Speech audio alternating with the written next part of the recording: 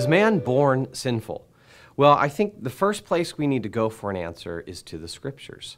And I think the Scriptures affirm that man is born sinful. Wouldn't that mean that sinfulness is not our fault and we therefore shouldn't be held responsible for it? Or am I making too much sense? We look at something like Psalm 51:5. David talks about being born into sin, being conceived in iniquity. Now, some people will say, well, no, that's referring to his mother's sin. I don't think so. I think when you look at the context of Psalm 51, David is talking about his own sin. He talks about being a sinner. He talks about, throwing himself on the mercy of God because of his sin, and then he makes this statement, I was born into iniquity. And so there's a passage that seems to affirm that we are born sinful. You look at Romans chapter 5. Romans chapter 5 talks about sin coming through Adam and then kind of infecting the rest of us.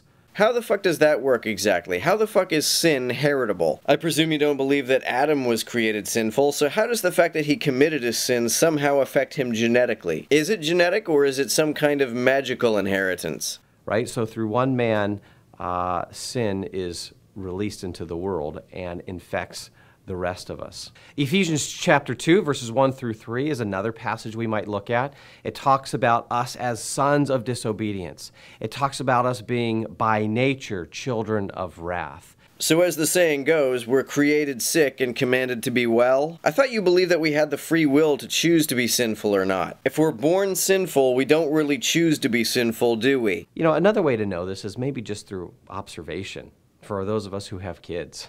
Right away, early on, we see our kids tend toward selfishness, tend towards sinfulness. I mean, in my home, we didn't need to teach any of our kids to hit. They never saw us hit. It just rose up within them naturally to hit when they're very young. And so even observation might affirm what Scripture affirms as true, that we are born into sin. I guess this guy is not one of those Christians who thinks all children immediately go to heaven. If this guy's theology is consistent, he would have to believe that if a newborn infant dies before it's baptized, it goes straight to hell.